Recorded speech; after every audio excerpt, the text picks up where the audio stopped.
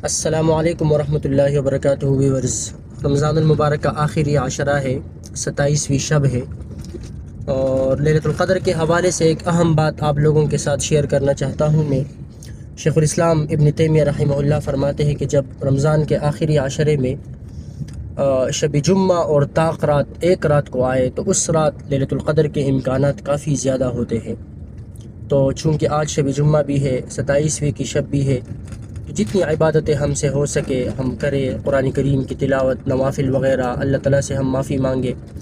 और हुज़ूर सल्लल्लाहु अलैहि वसल्लम फरमाते हैं कि जो शख्स इस रात को पाए तो वो ख़ुसूसी तौर पर इस दुआ का एहतमाम करे, अल्लाहुम्मा इन्नका अफ़ुव्वुन करीम तुहिब्बुल अफ़्व फ़अफ़ु अन्ना।